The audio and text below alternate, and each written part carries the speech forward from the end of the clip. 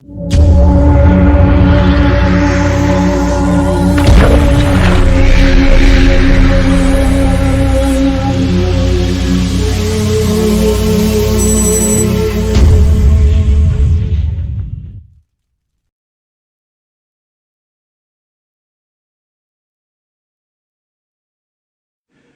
female body, on a worldwide consideration, retains the characteristics of youth much longer than does the male body. Can you get in the picture? Less or fewer women have hardening of the arteries than men, the incidence of ulcers in men, and again, most of the deterioration and the signs of age show less in the female body than they do in the male body. Told you I was going to prove a point. There's more heart failure and apoplexy in men than there is in women. Women can usually hold their breath without deterioration of cell structure deprived of oxygen, and much more easily, less suffocated than men. And women can usually endure cold weather on a general basis better than men, and can adjust to heat temperatures when their thermostat works correctly more so than men. Are you beginning to see the picture of the proof of what my opening statement was? How many of you are still with me? Confusion and puzzlement. Oh, good. Women in general at higher altitudes, like in the Andes Mountains and so, can usually carry heavier loads than men because the muscle fiber is toned better, and the amount of oxygen within the cell structures is greater than that of men. The female brain not only has a finer texture and more complex organization than that of the male, but relative to overall body weight, it is 1/4 pound heavier. There are fewer female baby miscarriages than there are male baby miscarriages. And during childhood, the female is mentally superior to male because the girl of 7, usually because of the rich thyroid hormones, has a brain capacity and a body capacity that dwarfs a boy in both mind and body. They're usually taller, more symmetric, and have better brain cohesion and function than does the boy. So now you understand that I have hopefully proven to you my opening statement. Is there anybody now that disagrees with anything that I said? I didn't think you women would. And I know the fellas have just said, what in the world has gone on with that nut up there? Bear with me, okay? Menstruating women in general lose calcium, thyroxine, iodine, phosphorus, lecithin, vitamin E, vitamin B1, 6, 12, 2, 6, magnesium, manganese, iron, copper, zinc, and sometimes for some women this starts 2 weeks prior to the menses. You think about that. Calcium, for instance, stabilizes the nervous system. Phosphorus is found in all healthy, normal cells. Iodine causes the growth and maintenance of the thyroid gland, and this is why the thyroid gland in women tends to swell during menstruation. I give you another key so you don't run off and spend all your money at the doctor's. I repeat that. That's why the thyroid gland in women tends to swell during menstruation. Science has proven that the birth of congenital idiots increases when one travels inland where the soil and the food lacks iodine. Iodine is also an essential element for the maturation and maintenance of healthy female cells. What is very interesting is that not all women on this planet menstruate. Also, not all women on this planet have ever menstruated.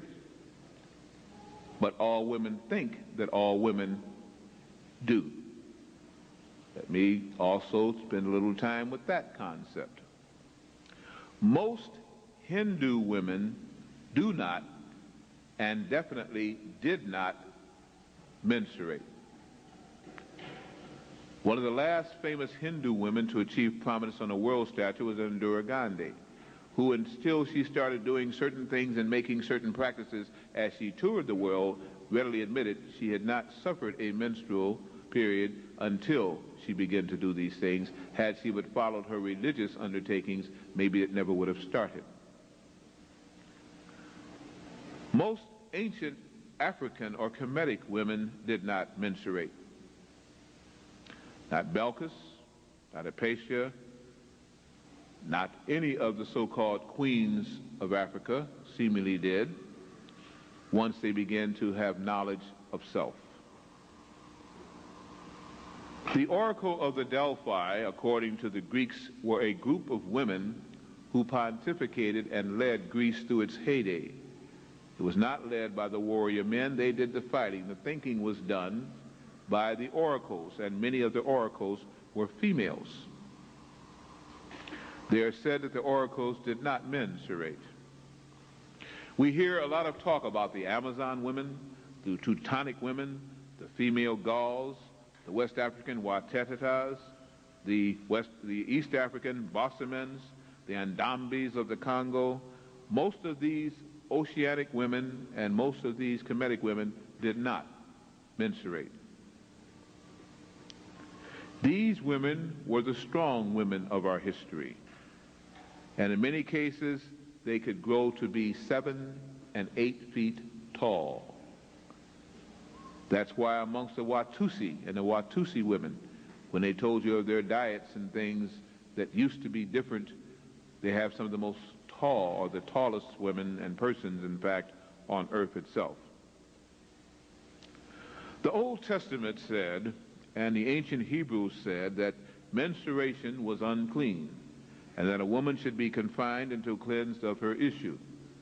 But understand again, a lot of that book was tampered with by a patriarchal society, and if you're not aware of that, and I think most of you should be, then we have a lot of interaction that we could go through. With the advent of monogamy, and now I'm thinking about Africa, monogamy, by what we would call the Christian forefathers who wanted their church to really flourish,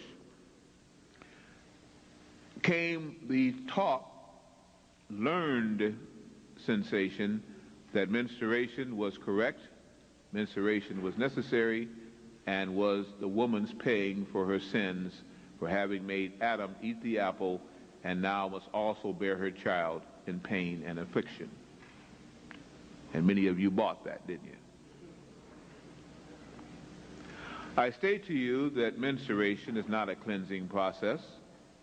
It is only the result of the deterioration of the egg, unfertilized, and that men have perpetuated a myth that women collectively have bought, and I can at least begin to forgive some African Kemetic women because they didn't have too much of a choice. In their old habitats, in their old lands, many of them, as I say, were taught better.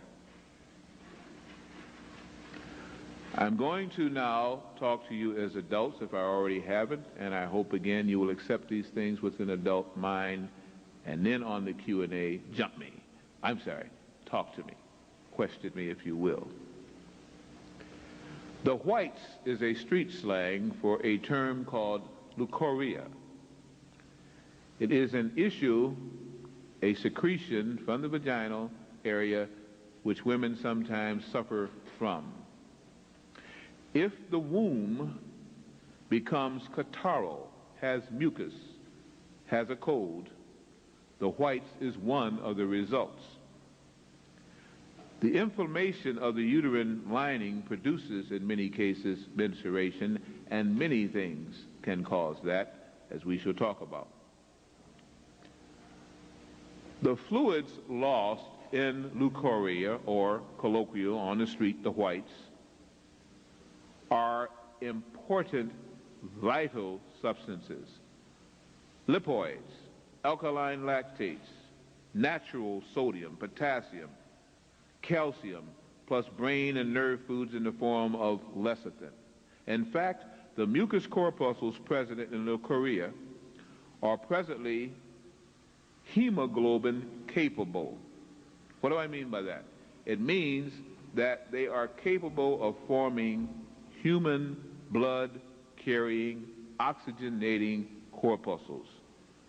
So not only does a woman then suffer the menses, but if she also has leukorrhea, she is constantly losing the ability to build life-giving blood cells, which anyone knows without that the body does what? Deteriorates. Some women are on a constant menses.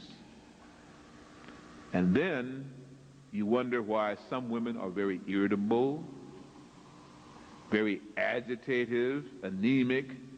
They get dizzy and have migraine headaches and jump at the sound of a firecracker 20 miles away, which they think they can hear. If anyone suffered that kind of loss from puberty till death, I wonder again why women are not half crazy. There are some men and other women that say they are. I didn't say it. I say, faced with that loss, we could have a problem. I state that if the menses was cessated, if it stopped, if the blood loss and even the alkaline lactate loss was ceased and stopped, then not only would women be very strong, and they wouldn't be intuitive, they would be psychic, but they also could give birth to babies without a man being anywhere around. And there is the key to your problem and your problematic solution. You've bought into the coat's lie, the white coat's lie, the medical doctor's lie, which came about under a patriarchal system. If you start understanding the cadavers that were messed with in England and France at the turn of the 17th, 18th century, and experimentation still goes on. In fact, they, by law, are given under the caduceus the right to practice. And the practice is upon, in many cases, you as females. There was a theory called the Ovist theory, spelled O-V-I-S-T, pronounced Ah. It was proven, not postulated, I repeat, proven by Professor Jacques Loeb of Stanford University that the embryo develops from the egg alone and does not require spermatozoon. Did you hear what I just stated? According to Professor Loeb,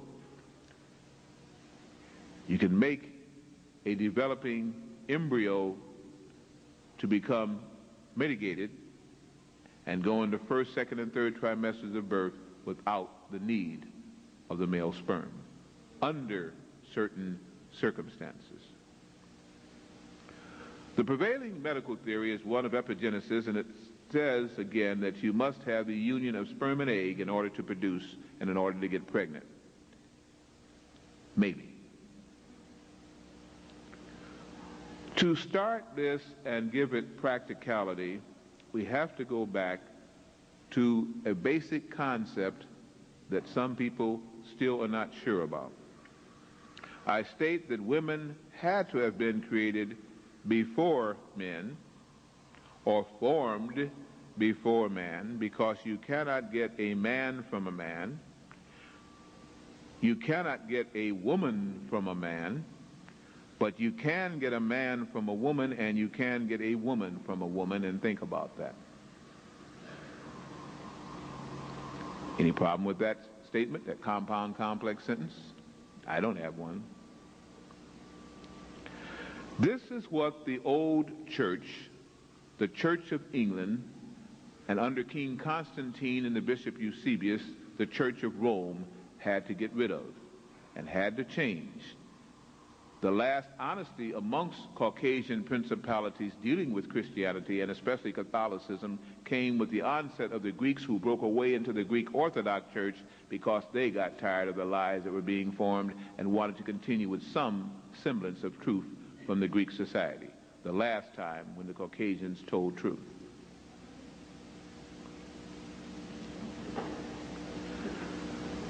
The male cannot reproduce himself. The female can. What does that mean if carried to the furthest extent? It means that if the woman also could decide whether she was going to produce a male or a female, the race of man could cease to exist, as we now understand it, as a double gender. That, at one time on earth, was a tremendous problem. The universal cosmic egg theorem is that a cosmic egg was created, and from that generated everything, and that in the egg still is the semblance of first creation. Things start from an egg, whether it be a hard shell finish or a little ovum attached to the uterine wall. Which came first, the chicken or the egg? In 1975, they connected a vibrational detecting device to an unfertilized egg, and they got a rhythmic pulsing beat just like that of a human heart or pulse. What is generally an unfertilized egg? Somebody kind of share with me quickly from the audience. What's the difference between an unfertilized egg and a fertilized egg? Chicken didn't mate, no males around. Yet they have detected, and that experiment has been tried and tried again, some kind of rhythm or pulse within that egg itself. They also found in vertebrates, those that have a central vertebral column, again, a spine, if you would, that on the phases and oscillations of the moon, that pulse varied, but was always even more intense. We understand that humans are the dominant species on this planet Earth. We are the masters, we are the greatest, and everything else is beneath us, right? Right. Right, yeah, right. The acorn, which has a seed, a phylum of vegetable and plant, contains everything in it that the seed needs to become a mighty oak, including a print on its phloem showing what it's going to look out when it matures, what it's going to look like. Isn't that interesting? Ever cut an acorn in part and looked at it? I mean, some of these mutated acorns now that have been gassed and pre-picked, you can't tell anything from. But get the real seed of an pure-born acorn, and what do you have when you cut it in half? Picture of a tree. I mean, that's somebody really blueprinted that one. They already said, this is what you're going to look like when you grow up. And that's just on a little acorn. Okay? Let's go to another phylum, an animated phylum, the silk moth.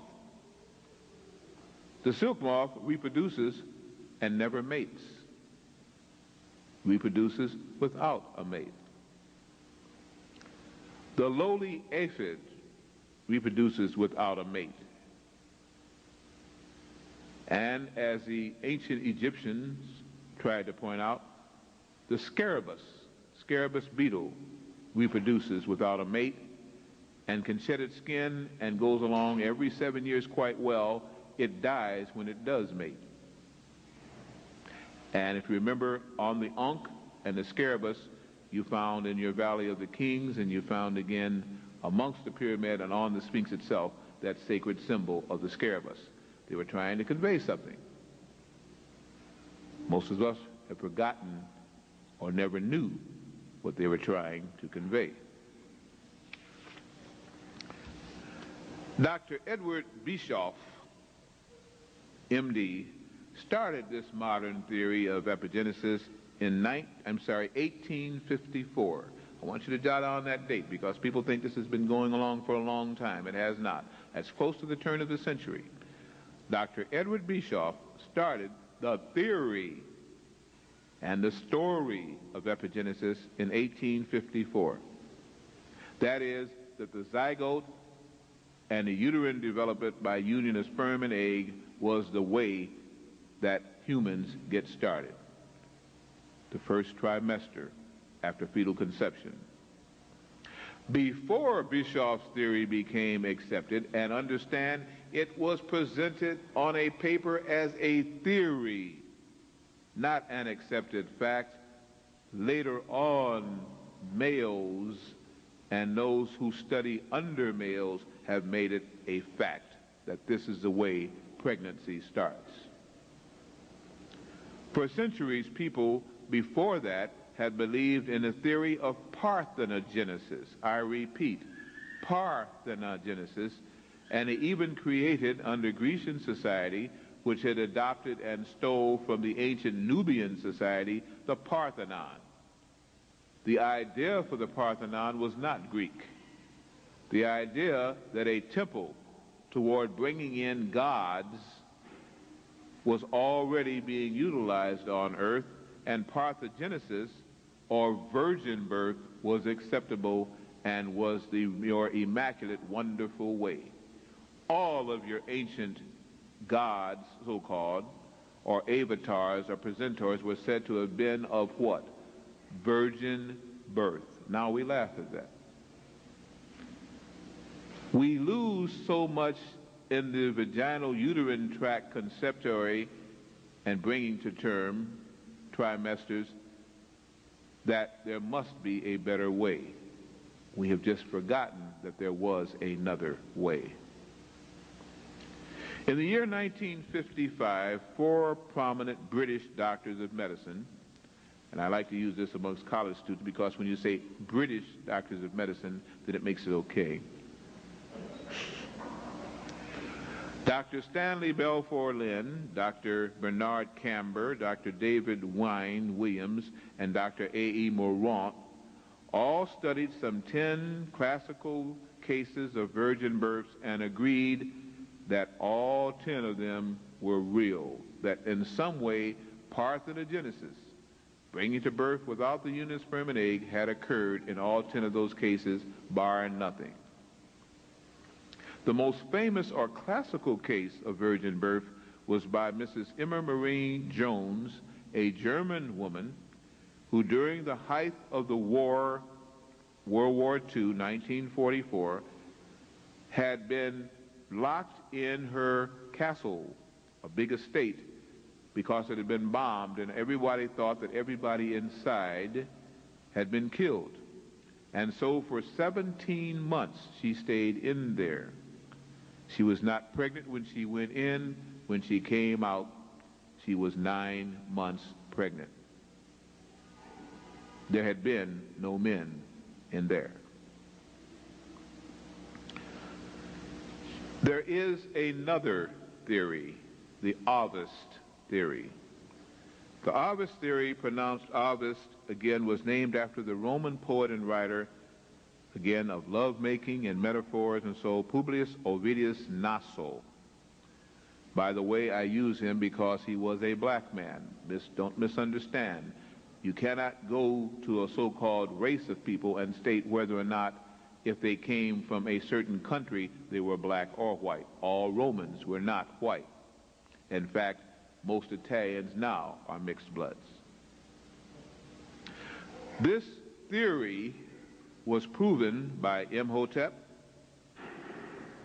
This theory was revitalized by Pythagoras, again about 2500 BC. It was scientifically demonstrated again by the American biologist, Professor Jacques Loeb, Stanford, in the 40s.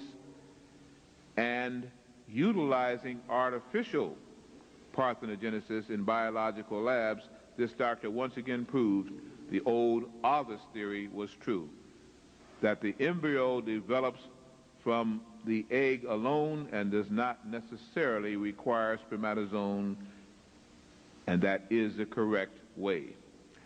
Here is the key. Hear it carefully. I usually speak pretty slowly when I'm giving lectures that are emphatic.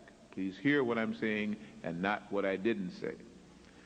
Varied forms of energy in the forms of radiation from any source, and including radiation from both the sun and the moon or other heavenly bodies, can produce hormonal, chemical energies that will induce in the female zygote, when prime, development of a female cell that will initially divide itself and proliferate through terms. And any developing fetus therein will reach term, no matter what that term is. In other words, vibrations and radiation can start mitosis, the division of the egg cell. That's the only reason that the sperm can also do that. It is not the sperm penetrating the egg that does it, releasing its DNA, Y chromosomes. It is the vibration of that sperm, because as you realize and you've read, literally millions to billions of sperm cells die out and never make the grail.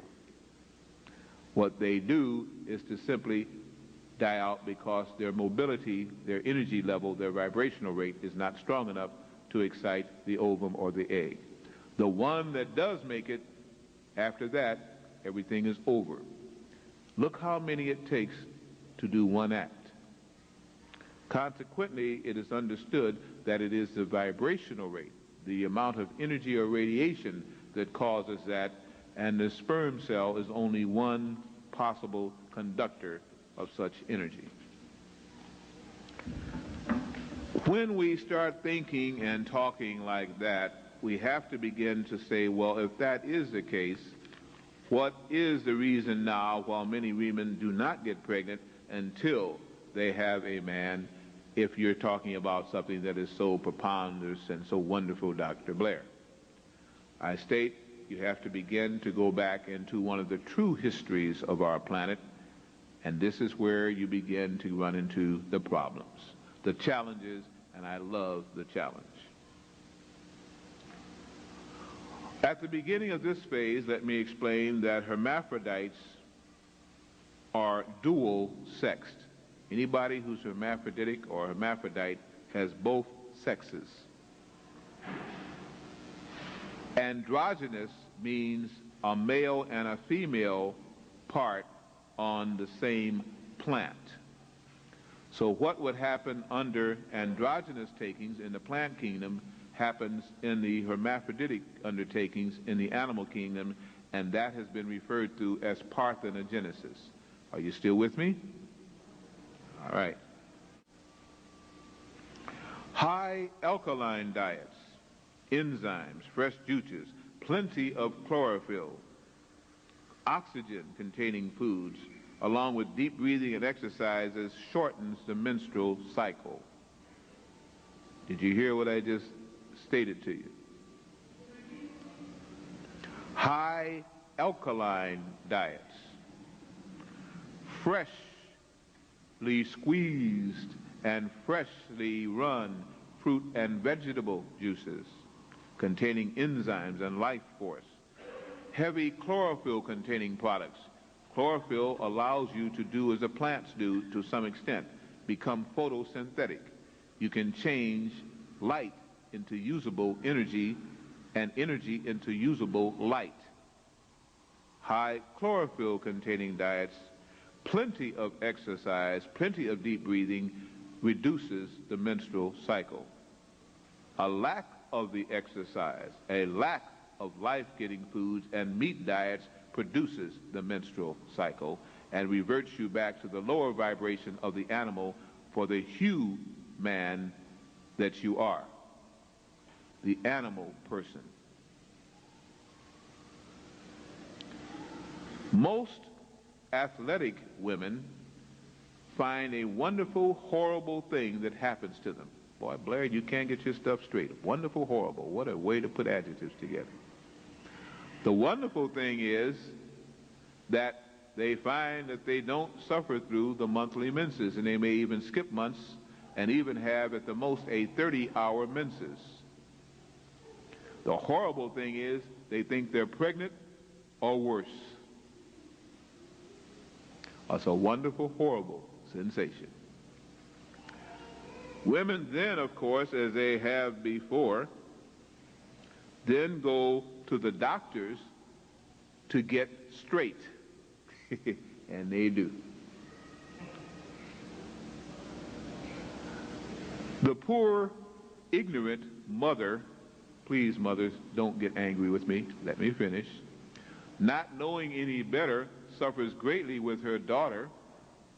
The poor, ignorant father, not knowing any more than the mother or daughter, suffers equally and says, yes, something must be wrong, and they all run to the great white coats in the sky for direction and and help.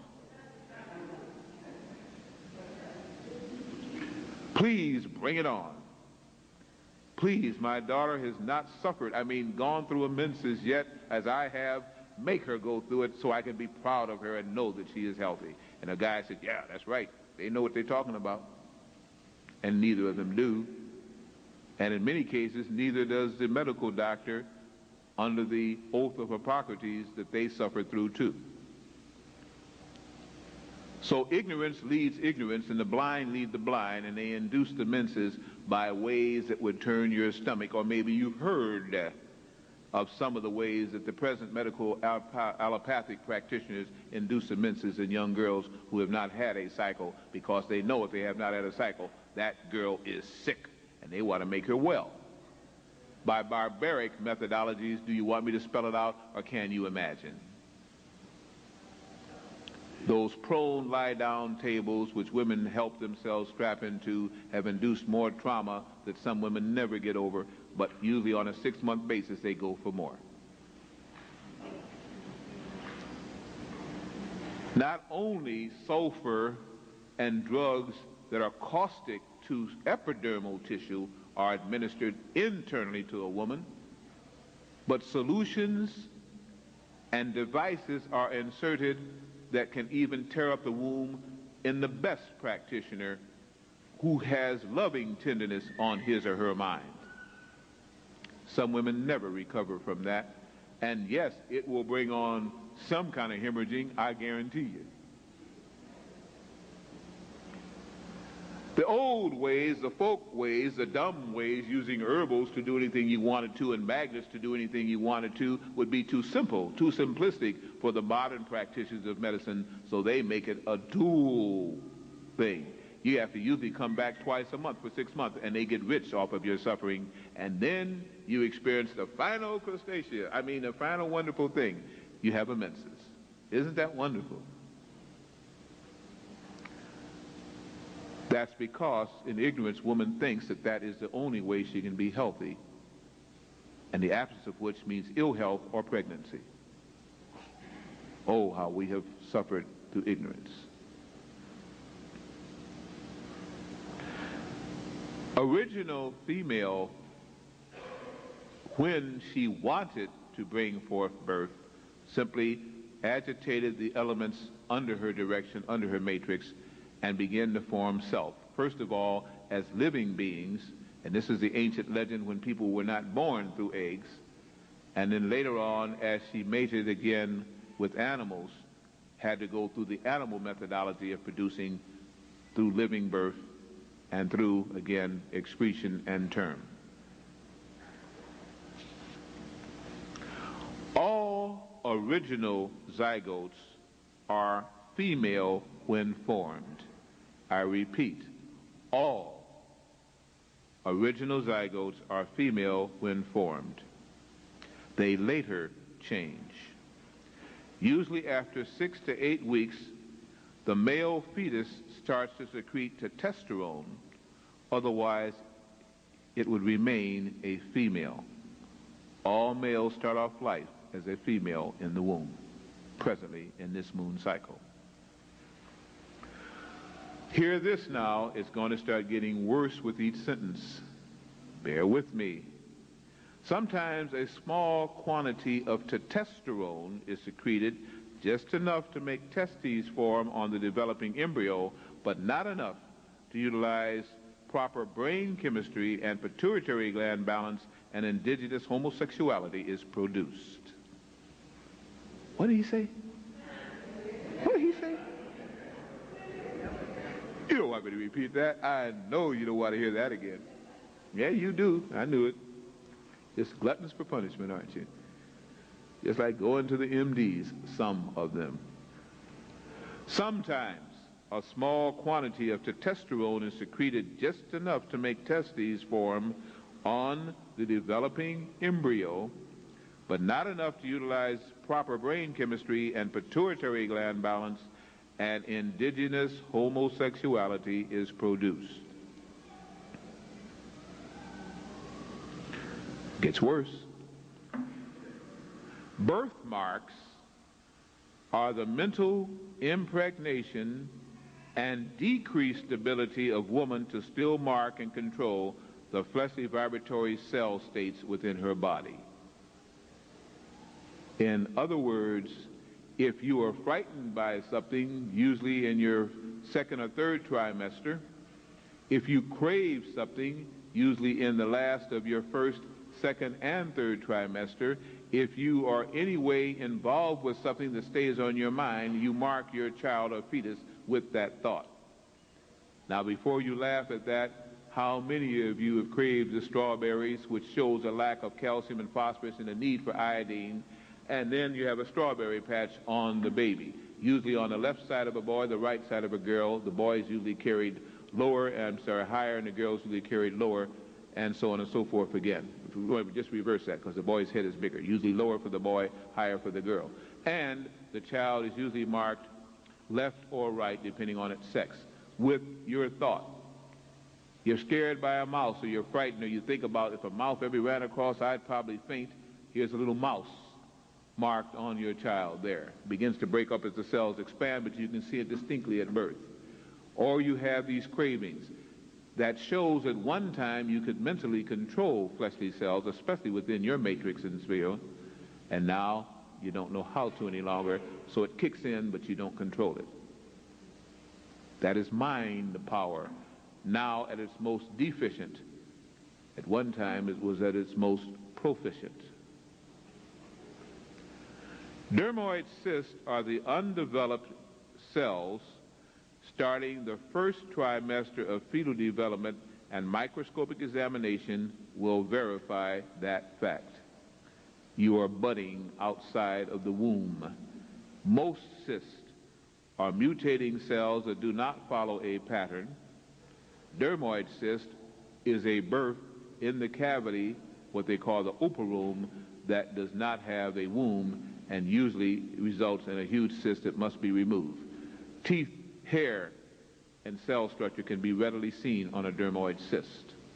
Fibroid tumors are the results of the vibrations budding along the reproductive organs and tract, but not being able to start the mitosis, and so they just act as little buds throughout the reproductive area, especially when meat is present in great degrees in that female system. You didn't hear either of those things either, did you? No, I know you didn't. Well, then buy the tape. The word conception means to conceive mentally. Look it up. The word conception, first IBID definition, means to conceive mentally, not to conceive in the womb. Take a deep breath. Now we get to the real rough stuff. You thought this was rough? This was nothing. Now it gets rough. Man descended from woman. Circumcision is the artificial means to finalize that separation, and when the race of man was having a hard time making it here, especially certain kinds of man, human, the foreskin tried to cover the penis just as it is cloaked in the clitoris, and consequently the male had to actually cut off this foreskin as he tried to become what he once was, a woman. The male testes is a woman's descended ovum now encased within the scrotum. The male penis is an elongated clitoris. The female fallopian tubes, named by Fallopius again in 1523, is nothing more than the male vas deferens or urethra duct, which is both of the fallopian tubes joined together, an amalgamation of the fallopian ducts. The male prostate, which males usually by the time of 12 to 40 have problems with and usually don't even function well after 40, the reason why is now going to be explained to you. It is nothing more than an atrophied womb. And every man has the vestibular mammary glands that go along with it, and during times of pregnancy of a woman can lactate. And during times of the month can lactate too, especially if those mammary glands are titillated or excited. I know it's rough to hear it and take it, but you think about it, and when you find me wrong, then we'll talk about it. The bulbourethral glands of the male are equal to the larger so-called vestibular glands of the woman.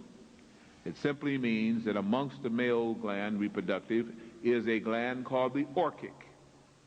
How many men know where their orchics are? How many men knew you had an orchic? How many women know that you have 3 glands that you've never been told about, and one of them you've only partially been told about? That's why I list it as a third. Don't leave yet then. The female thyroid gland has 3 lobes. The male thyroid gland has 2 lobes. And the reason why the female thyroid gland has 3 lobes is because she tries to store up thyroxine through iodine storage and is always usually craving it in a deficient way. The chemical iodine we get here is not the sodium iodine that she needs, and she's always craving iodine. The closest substitute is simply iron. It is not the substitute though. Seaweed and plants like chlorella and chlorophyll-containing water plants give her most of those proficient things. Land plants usually can't make the grades, and most of the women that take chlorophyll will find it's from alfalfa. That's why they're not satisfied physically in their thyroid reproduction. Thyroxine is not rich from land plants, which also have chemicals within them. Hear well something I know no other white man or black man has told anybody in here, and then all you have to do is do the research to see if it is true. The other 2 female secret glands is one called the epiphoron, E-P-O-O-P-H-O-R-O-N,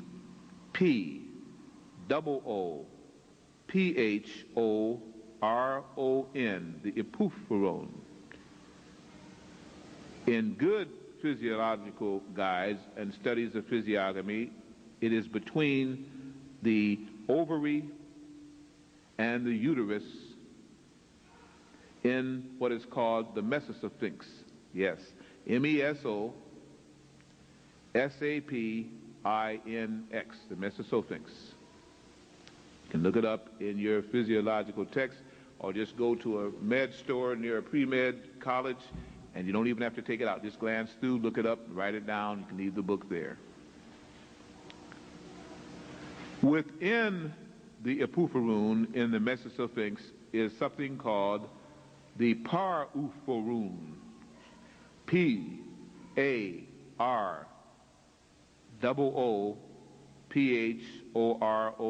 the parophoron. It produces seminal fluid and seminal secretions, just like in a male. Those glands, in many cases, are atrophied, and the eating of salt is one of the things that atrophies them, as it does the thymus gland, which is a gland of youth. Those glands reflect from the biblical cord. That's not what you call it, is it? I call it the biblical cord. Unbiblical is what it's supposed to be. I say that because it is through misteachings of a religion that sought to subjugate women and bring them under church control that the truth of these books and things that talked about it have been squelched and hidden. They are now called apocrypha. When a woman exposed to moonlight at certain days of the month or sunlight at certain days of the month can suffer again even worse menses based again on the amount of meat in her system and the thoughts on her mind. All animals with vertebra follow the moon cycle, and that's why every 28 days, give or take a half day, they suffer the menses. It is the animal portion of woman that is pulling her down. Mitochondrial DNA is which your allopathic doctors will bring on you and your geneticists will back up, and they really don't understand it, but I will tell you what they will tell you. Mitochondrial DNA has an opponent. It is called nuclear DNA. Nuclear DNA is a mixture of both parents' genes. Nuclear DNA is a mixture of both parents' genes. Mitochondrial DNA is inherited only from the mother and is altered only by mutation, and this may be of what led to the original separation of races on our planet and the proliferation of the newborns, the mankinds. Let me repeat that once more to you. It is a very heavy proponent. I'm not being egotistical. You haven't heard this, listen to it, and go out and do the research. Two types of DNA that they speak about, mitochondrial DNA and nuclear DNA. Nuclear DNA is a mixture of both parents' genes. Mitochondrial DNA is inherited only from the mother and can be altered by radiation and even thought. It is very unstable DNA molecule. We're told that again the X chromosome belongs to the female and the Y chromosome belongs to the male, and when you get double X and double Ys and things like this, you get anything at all. I will state to you that a woman has the mental ability to change the chromosome pattern of any DNA molecule, or did. Oh woman, if you only knew who you were, then man would know who he is. Since both were taken away from the homeland by which virgins were born, and from the identification in Nubia and in Mesopotamia and amongst the Anasazi in the underground realms of the pyramid where the first earth woman was put on the surface to be tried for creativity. If we understood what went before, we would understand better the dream flashes when we begin to try to understand who we are. So much has been taken away, as I used to understand it, 96 books, and now I understand it from a brother last night, 240 books. But either way, the missing books of what we call the biblical book of the Bible, that if we had it all back as they did at once the library at own, we would understand who we were, when our gods and creators were coming back, and when the universal cosmic logoi would sanction the end to this foolishness on this planet. Let me state that 2000 is the year. The awakening has begun, and now women must worry about cysts, because as our sun puts out more energy, and this summer that's all you're going to hear about, women will begin to produce cysts like mad. And if you eat meat, you're going to produce dermoid cysts and go through all kinds of trauma, especially the lower the phylum of the meat that you ingest. Because the vibrations are low, and the body must get rid of it, and the sun will work on it, and it will try and bring it to term, because that's why it thinks you ate the meat. Did you hear me? You didn't hear me. About to wind up, and I know there won't be any questions or comments, will there? Lastly, as we conclude this way out presentation, that I don't know anybody is going to present other than me, so I'll stay around so you can ask questions of me, is simply this. Mankind, human, angelic man, and gods will be on this planet this year. Before, just mankind and human shared an innocence and an ignorance, and now they no longer can live with each other in peace. Therefore, as one awakens, one must go to sleep. Cycles reverse. We are in the midst of a dispensational reversal of what is called a dispensation and a sensation.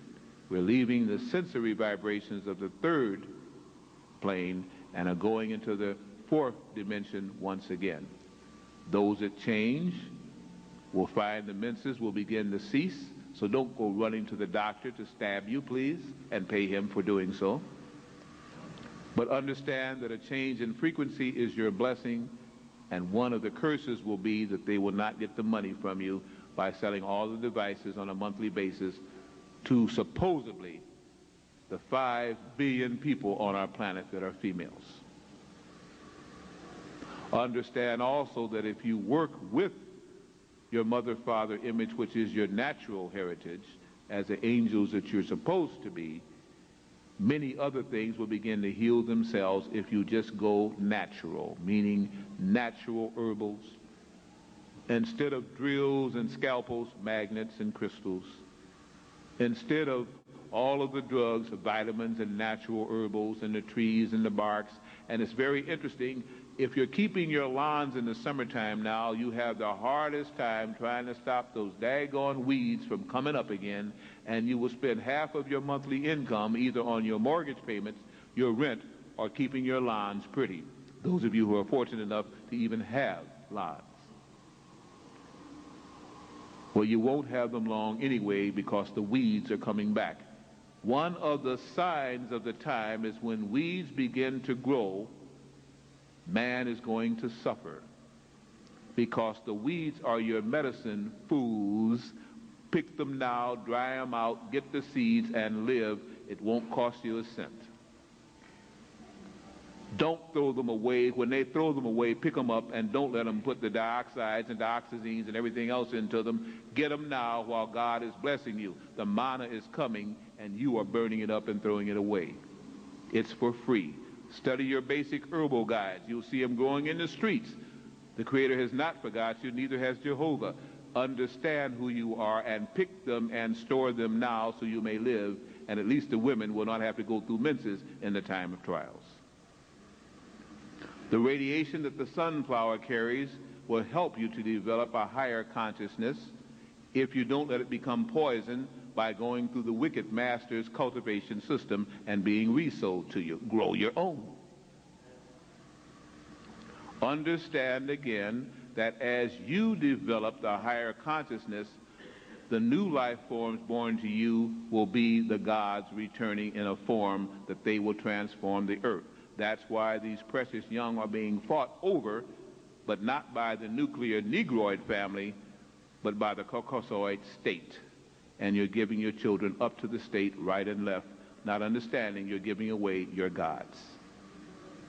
Your goddesses, if you don't understand that God has no plural. God is one. Those who are low in vibration think low in vibration, reproduce low in vibration souls, and will suffer through the pangs of karma. Those who raise their consciousness call forth advanced souls. Their own bodies are quickened and purified in the undertaking. The male also gets healed in the undertaking, and the new soul can teach you until it's become psychically closed by all the drugs and things that this present false civilization will give to them. The blessings have never stopped. The intelligence of what once was a prosperous people was taken away. But don't feel bad, it was taken away from everything born on this planet. In conclusion, this time, like all times, is a good one. if we but know what to do with it. I thank you.